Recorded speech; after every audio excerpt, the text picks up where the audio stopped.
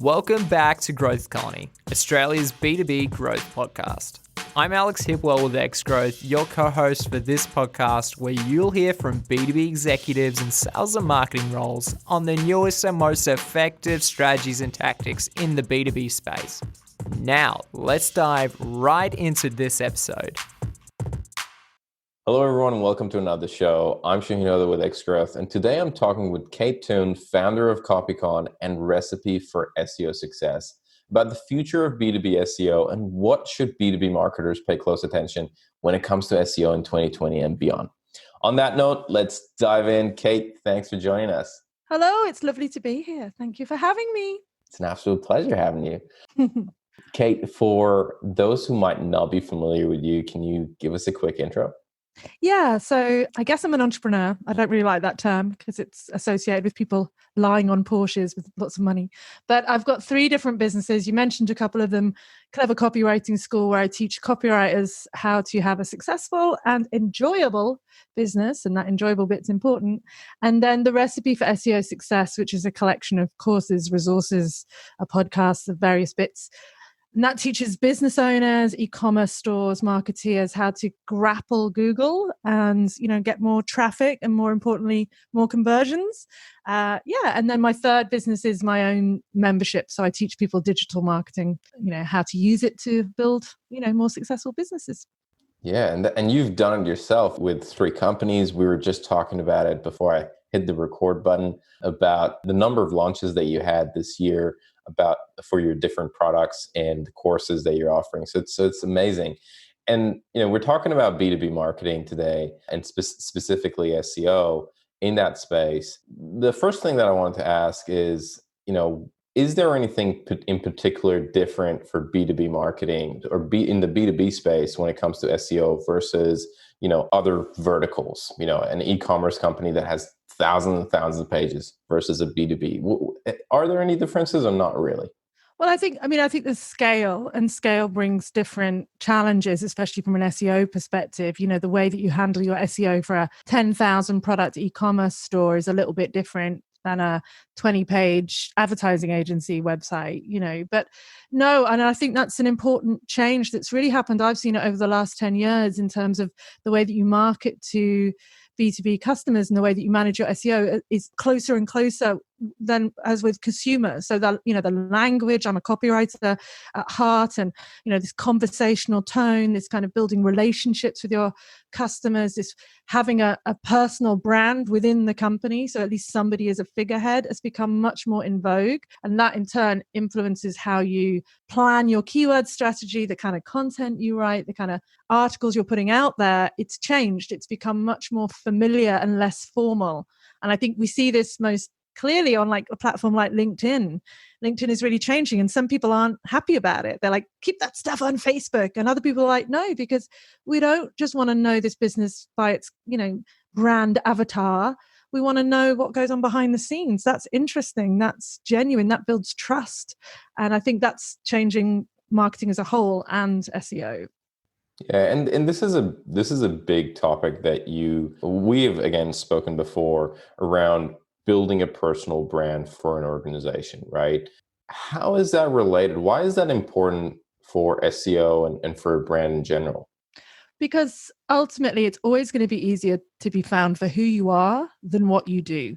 So if someone out there is looking for a copywriter in Sydney, what do? They don't sit on Instagram hoping a meme pops up or, go on Facebook and hope one of their friends casually mentions somebody. They go straight to Google.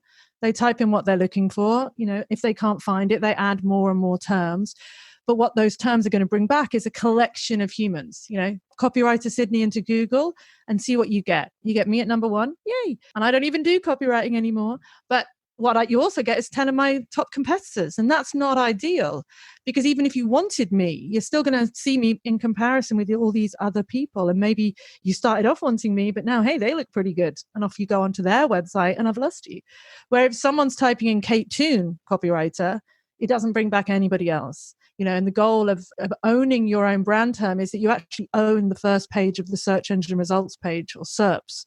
So it's not just type in Kate Toon copywriter, it's not just your website that comes up, it's your LinkedIn profile, your YouTube channel, your photos, your videos, your Twitter, articles you've written for other people, guest blogs, directory listings. So you just own that front page and the customer has no other option. Obviously, that's all about the sales funnel and where they're at. And you have to get them to the point with other marketing methods that you're the first person they think of. And that's the challenge. And that's why SEO can't just be put in a little box, because it's influenced by every other thing that you do in your marketing, and that's the challenge, I think. I really like that you're connecting building a personal brand to SEO, right? I feel like that is not necessarily a connection that a lot of people make. A lot of the gurus of personal branding, if you want to call them, where, in a lot of situations is like, just put yourself out there and make videos and do this. And it's a bit ad hoc, but I really like that you make that connection. And I guess that the next question would be, how would you persuade Google that you are definitely the subject matter expert in the field that you are? How do you translate that? And you touched on it a little bit, but how do you translate your personal brand into something that Google also has the stamp of approval? Well, it's funny. They often say that Google's like the most popular girl at school. You have to make everyone else fall in love with you before Google will even take a look at you. So a lot of the work is done off-site. A lot of the work is done, as you said, and it is slightly ad hoc, and the ROI is quite hard to see, and it can feel a bit abstract. But a lot of the work is done by appearing on podcasts. I'll be on this podcast. Will I immediately see a sale? Will I immediately understand how this podcast influences my brand? No, but it's kind of a snowball effect and it all adds up. So, appearing on podcasts, writing guest blogs, speaking at events, getting your name out there so that when someone thinks Kate Toon, they think SEO. If you do that enough, then people start going to the search engines with different queries. So maybe they're typing Kate Toon or Kate Toon SEO, and then Google monitors our behavior. We don't know exactly how much engagement factors influence the algorithm. But if someone searches Kate Toon, they go to my site, they stay on my site, they interact with my site, they comment on my site. That says to Google, this is the right result for that term. And we are going to keep it at number one. That is the right result. And it's kind of like a rising tide lifts all boats.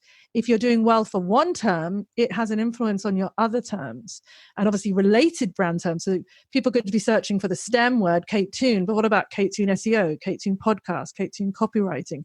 Then you start to see an improvement for ranking for all of those. But over time, Google is almost like, it's almost collecting like a CIA profile on us. It's like an environmental footprint. Every time it sees your name, it's associated with something you're talking about. And it starts to go, okay, well, Shahin's always talking about this, that, and the other. So he must be an expert. He's appearing here, here, and here. And it's not just about getting backlinks to your site, which we all know influence SEO, but simply your name constantly being next to what you talk about or your subject matter. Google sees that and it's building up this big profile of you, and that influences how it displays your content in the search results. Gotcha. You talked about backlinks over there, and that's obviously a sensitive topic when it comes to SEO. Has the importance of that changed over time? I mean, we're here talking about what the future of B2B SEO is going to look like, right? Has that changed and its importance changed over the past 5 years, let's say? And do you think that the importance of getting links pointing to you and your website is going to change as well in the future? Or do you see that as kind of like a constant? Look, it's a hard one. There was a great article the other day by Barry Schwartz, who's a kind of SEO guru, listing all the things that people have said aren't in the algorithm, and it's like everything. It's everything. Like backlinks don't matter anymore. Keyword research doesn't matter anymore. Nothing matters anymore. And that Google is just, Google keeps on saying, just make a great website. And that's all you need to do. And it's like, it can't be that, because how does this site do so well and this site not? And they're both good. So look, I do think backlinks are still an influence. I think Google is much more sophisticated at understanding quality over quantity. I think it maybe doesn't put the onus on them that it used to. But even if we take away the SEO-ness of the backlink, obviously, if you link to me and people travel through that link to my site, it's traffic. Traffic in and of itself is not part of the algorithm. Pretty much everyone agrees on that. You can get 1,000 visitors to your site or 1 visitor. It's not going to improve your ranking necessarily. But what that traffic does can influence your ranking. Because if someone comes to my site, they love my content, they share it on socials, great, more people see it. Someone comes to my site, loves it so much, they add a link to it from their website, that does influence SEO. So I think that backlinks are still a factor. I think the way that Google says we shouldn't build links, we should earn links just by being awesome. But of course, sometimes we have to tell people that we're awesome sometimes. And I think you probably get emails like this all the time. I probably get 30 a week. I shared a post about this on LinkedIn. Can I be on your podcast?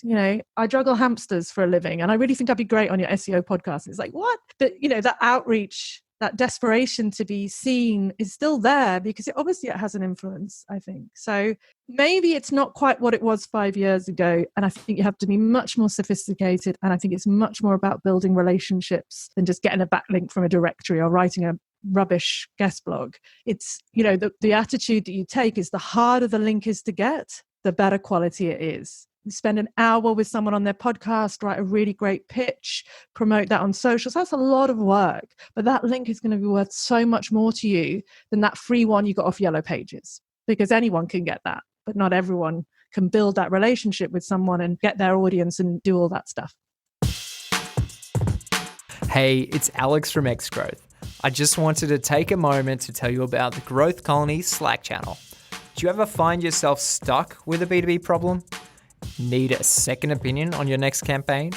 Or looking for some feedback on that piece of MarTech you're thinking to purchase? Well, that's why we created the Growth Colony Slack channel. This Slack channel is like a small dinner party where you get to meet and mingle with B2B professionals, hear what others are doing, and keep up to date with the latest B2B trends and news. You'll also get access to a range of exclusive content from our podcasts, webinars, and events. The best thing about it, it's all free. If this sounds interesting, head over to growthcolony.org/Slack and sign up. That's growthcolony.org/Slack.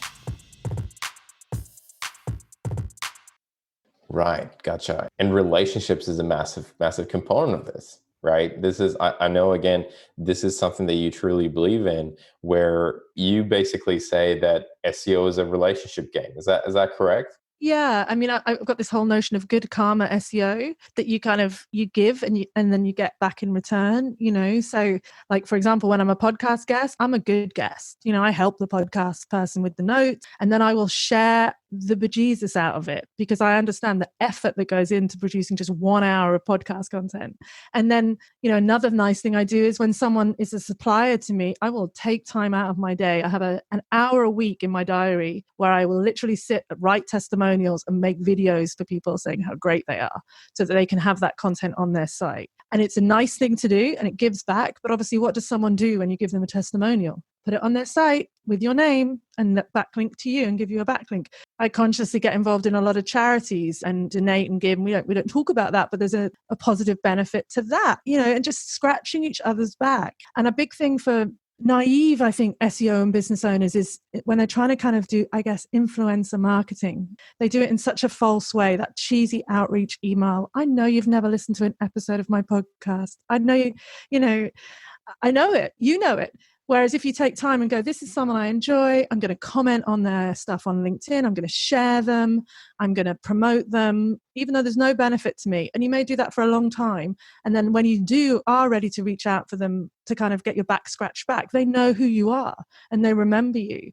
And not necessarily reaching up to the mega famous, not going, I'm going to go after Pat Flynn and get him to have me on his show. He's probably not going to do that. And trying to instead reach out to people who are similar to you, they are your peers and they get as much out of the experience of working with you as you do out of them. I think that's my approach, so building relationships, but with peers and building relationships with kindness and good karma and slightly, pushing down that expectation that it's immediately going to come back or that it's necessarily going to come back from the person you gave it to, Yeah, gotcha. Bit woo-woo, isn't it? I don't sound like an SEO. I think you definitely have a point there. No, you have a very solid point in terms of you have to build those relationships. And I guess it works in many ways. Some time ago, years ago, I spoke to a founder in Sydney and I asked him, what's his favorite book? And his favorite book was The Little Prince And he said, whenever someone asks me what I should do to get better at sales, I tell them to read The Little Prince. And I say, why is that? And I had to go and read it. And he said, there's a part in there where the little prince is trying to become friend with this fox. I think it's a fox or it's a dog. But the way they portray it and the way they show that how slowly he moves closer, and then he says something, and then he feeds the fox something, and then it's a very gradual process where in a lot of transactions in our life we want it instantly, we want it right away, we want it, can we do this right now? And he talks about how gradually building that equity of the relationship equity is so important, and that's the fundamental in sales. And I guess it's fundamental in relationship building in general, because sales at the end of the day is whether you argue, a lot of people I guess would argue it's not a relationship thing, but you have to build some sort of relationship in that process. And getting on a podcast or getting backlinks, all of that is basically selling, right? It is. I mean, I've never quite kind of been able to define clearly in my head the difference between sales and marketing. I know what the textbook definition is, but marketing is just, slicker sales, really, slower sales, not realizing you're being sold to quite as quickly. And marketing is all about relationships, really, trying to understand who your customer is, trying to get their insights so that when they see your content, they go, God, you could have written that for me. It's like, you're in my head. That's what you want people to think, isn't it? And then, having those opportunities. This is why for B2B business owners, SEO is so often something that they farm out to an agency. They don't quite understand what they're paying for. They just get their big bill every month. They don't quite get what the agency is doing. They don't understand if the agency is doing good SEO or bad SEO, and there is a distinction. And also, it's just not as sincere because, as I said, and I keep using the podcast as an example because we're on a podcast. But if I get an email from somebody who's actually the business owner, who's actually the person that wants to be on the pod, and they're like, I've listened and I like it, and it's actually them, not some agency that's called podcastoutreach.com. Sorry if that's you. It might be somebody. But do you know what I mean? If it's actually from you or from me, then and there's some personality in there, then I'm much more likely to take it seriously. And I just think SEO is something that really should be done in-house as much as you possibly can. Maybe with the support of an SEO agency, but since such a large part of it, once you've optimized your site and you've sped it up and it's mobile friendly and all that, is backlinks, authority building, citations. Since such a large part of it is that, and that requires relationships, it's weird to have someone else building a relationship on your behalf. I find that weird. It's like someone going on a date for you and go, no, he's a great bloke, he's really great. And you're like sitting over in the corner going, hi, I'm pretty cool. No, I want to have the date with you, not with some random. That was a weird analogy, but I hope it makes sense. No, I love it. I love the analogy. But okay, that's a good point. What is the right split, right? Or what is the right combination? Because you're right. We talked about how SEO is all about building relationships, and it's very difficult for somebody else to build relationships for you. So what is that right balance? Yes, you mentioned the technical stuff, maybe they can take care of and you can outsource that and you can give that to someone. But after that, what have you seen being a successful combination? Well, I think there's an onus on every business owner to understand what they're briefing out. I would not hire an accountant without understanding a little bit about my accounts. I just think so many people put SEO in a box of too hard and then they don't even understand what they're paying for. So I think there's a degree that every business owner has to understand it before they can outsource it with empowerment and intelligence, I guess, and not get ripped off. And then, I think, look, the tech stuff, it's kind of fairly black and white. Once you've fixed it, it's not like it's something you have to keep fixing. And so the tech stuff, I think, is something that you could outsource with confidence. I think keyword research can be quite challenging. It's quite time consuming and difficult to kind of go, well, is this one better than this one? And look at all the different factors. So I think that's something that can be outsourced. SEO copywriting, even, I think there's a way of matching the desires of the consumer and Google, and that can be quite hard to balance. People think, oh, just shove this keyword in 17 times and they lose the engagement. So maybe that's something you can outsource. But most SEO agencies don't focus on that. They focus on the backlink building. And that's when you have this intermediary. And the analogy, I was going to use the date analogy again. It's like when you're young and you're dating and you say to your friend, you go and ask that girl if she likes me. And they go across and you don't know what they're saying about you. I mean, if they're a good friend, you hope they're saying good stuff. But a lot of SEO agencies, they will write guest blogs on your behalf. And as a writer, that would kill me inside. They can list you on directories that are a little bit dodgy and like you really wouldn't want to be associated with. So I think you can work with an SEO agency, but there just needs to be such trust and transparency. And if you have that trust and transparency, you can outsource the lot. But if you don't have that trust and transparency, or you don't fully understand it, I think it's just about asking questions. And, when they say, oh, we're going to build backlinks for you, saying where are you building them? I want to see them. I want to have some ownership of that. Because the big issue I have with people coming on my course is maybe they've worked with an SEO agency and then they look at their backlink profile and it's Russian porn sites, it's Chinese directories. It's not good stuff, because Google is pretty smart. But at the beginning, when you start getting backlinks, it just goes, yay, backlinks. And then it takes a while to crawl through them and go, hey, these backlinks are really bad. And by that point, maybe your SEO agency is hot-footed out of there, or they wash their hands of you, and it can be tricky. Now, I'm not saying all SEO agencies are bad. They are absolutely not. But the ones that are good are the ones that don't pretend they have a secret, that don't pretend there's any magic juju, and they are transparent about their methodology and processes, because there is no secret. There is a process. There are things that work better for some brands than others, but there is no magic relationship with Google and no button you can press to make one website go crazy. It's still a bit murky, and sometimes things work and sometimes they don't. Yeah, it is a little bit of black magic in that space, and I feel like a lot of business owners feel that I can't get my head around this. So these guys it seems like they know what they're talking about. Take my money. And what are some of the ways that you've seen business owners are able to, or whoever it is that is responsible for SEO, is able to kind of take ownership, or at least build a bit of knowledge? Because they're busy people, right? Business owner at a company of even 10 people, their schedule's packed usually. What are some of the ways that you've seen that it can be very helpful, and they can build that knowledge so that they can pick the good apples from bad apples, decide what they're going to outsource and what they're not going to outsource? What would you suggest to them? Well, obviously, they should do my course. But, so a lot of people will come on my course with no intention of ever DIYing their SEO. They're simply coming on it to be able to understand what the things are, understand the language so they can talk more effectively with their SEO agency. When I started my course, I got quite a lot of backlash, because back then there were no courses, backlash about giving away secrets. But I was like, I am making you much better clients, because when you see what's involved with SEO, then that quote for $2,000-3,000 a month doesn't seem like a ripoff. It seems like a bargain when you understand how much work is involved. But, getting across a few simple tools, like understanding how to test your site speed. So there's a great tool called Pingdom Site Speed, for example, which will tell you how fast your site is. You want your site to be loading in about 3 seconds. So if you can use that tool and your site loads in 10 seconds, and then you brief a developer or an SEO agency to bring the speed down, and they say, we've done it. Well, you don't have to just trust that they have. You can go back to the tool and run the test again. And it's the same with lots of things. There are tools which you can use where, you find this problem, and then you get them fixed, and then you run the test again and see if they have fixed them. Same with backlinks. There are tools that will show you your backlink profile.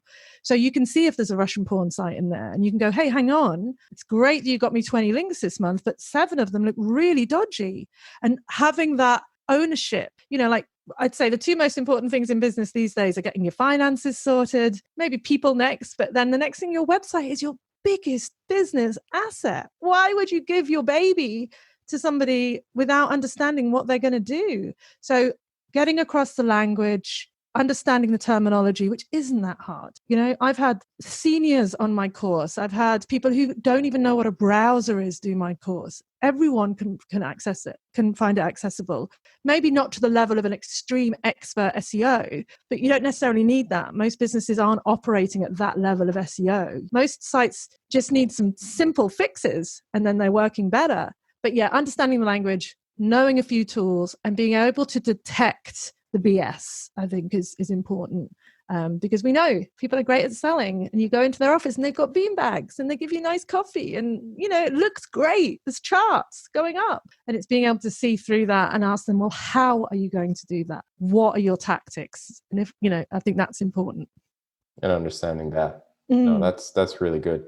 Now, on wrapping up, this has been really good. I've very much enjoyed this, but is there anything that I haven't asked that you think it's going to be valuable for people who are listening around kind of the future of SEO, what B2B and things to keep in mind that are coming along? Well, I think, you touched on it earlier, and it's a really good point. What still matters and what doesn't matter as much anymore. So the basics will always matter. Having a technically sound site that loads quickly, that looks great on a mobile device. We're seeing, the amount of mobile searches just increasing exponentially. So, is your site usable on a phone? Can you quickly do what you need it to? That's always going to be important. I think we're going to see a much bigger increase in voice search. So, people are talking to devices. You can talk to your Google Home. You can talk to your kettle. Won't do anything, but you can talk to it. And the way that we talk to devices and search is very different to the way that we type. We generally ask questions. We start with what, when, where, how, why. And so your content needs to reflect that. You need to be thinking about the questions your customers are asking. And maybe that seems very top of funnel to you. Maybe they're just at the problem stage. They don't even realize you're the solution. So maybe you sell, the example is always blue widgets. They don't even know what a blue widget is. They don't even know that a blue widget can solve their problem. They're still out there going, why is my thing not working? And you go, 10 reasons why your thing isn't working. And then look at the bottom, we sell blue widgets. So going after those top of funnel question based searches, because that's how voice search works. And then, as I said, building brand equity. SEO is only going to get harder. So, I'm seeing more and more people getting their head around it, more and more people getting into the game. There are only 6 spots-ish now. By the time you've got the ad, the local pack, you get about 6 organic spots left. Being in those top 6 spots is getting harder and harder. And you're having to go for longer and longer keyword phrases. And the way to conquer that is to really get insight into your customers, the questions they're asking. Not just, this is Clive, he's 46, he drives a Land Rover, but this is Clive, and this is what Clive searches for in the dark of the night when he wakes up at 5 a.m. and he can't get back to sleep. Because if you can help Clive in that moment, you have built a relationship. And when he needs you later down the track, you're going to be the first one that he remembers. And that's that whole relationship marketing thing ties in with that as well. Right. On that note of voice search, right? Is it really, especially for B2B, is it really a big thing? I just have a hard time seeing myself turning to Alexa, which is probably right now, as alerted now. Listening. And listening now, and asking about a B2B problem or a B2B challenge. Is that in the B2B space? Are we seeing as much growth in there or not really? Is it picking up? At the moment, it's very much immediate problems. So, where is the closest pizza parlor? It's very much personal problems. Why do I have a rash in my armpit? And it's very much simple questions, and Google will only return a couple of results. They say that Google is becoming less of a search engine and more of an answer engine. So at the moment, not quite as relevant to B2B. You're not going to say to Siri, hey, Siri, how can I reconcile my CRO strategy for my integrate? You're not going to do that, are you? But, 10 years ago, we didn't even have voice search. Who knows?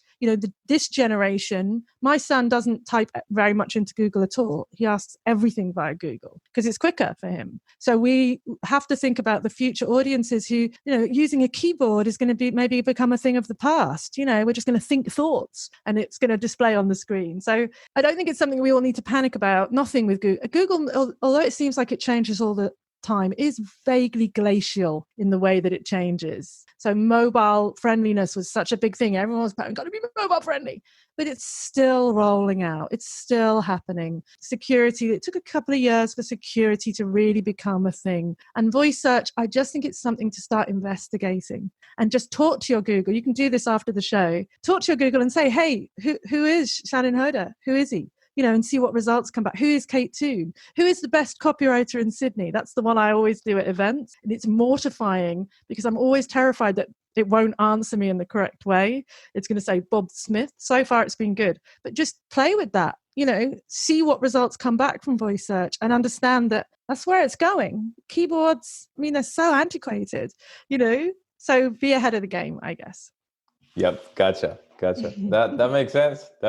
I like that. I'll definitely try that after. I want to know. You're like, who is Shahin Hoda? He's Let's like, see sorry, I can't find that results. He is a dancer on a cruise ship in the Ukraine. That's right. That would be very interesting. So I'm gonna test that out. But Kate, before we wrap up, I'd love to know, if somebody's interested in your course and they want to know more, what is the best way for them to find out? Well, I've got the perfect answer. You can Google my name, personal brand, Kate Toon. Boom. And hopefully that will bring back everything that I do, not just, I could give you the individual brand names, I could say Google SEO course, but thankfully I built up my personal brand, created a hub site, and from there you can jump off and explore all the various bits and bobs that I offer. Amazing. Thanks so much for joining us today. It's been a pleasure. Hey, it's Alex again from X Growth. Thanks so much for joining us on this episode. If you enjoyed it, we'd love it if you take a moment to rate us on Apple Podcasts. It would really help get the word out to other B2B professionals. If you're hungry for more B2B content, make sure to join our Slack channel at growthcolony.org/Slack, where we share the latest B2B news, tactics, tips, and chat about problems we're facing in the B2B space and find solutions together. That's growthcolony.org/Slack. Thanks for tuning in. We'll catch you in the next episode.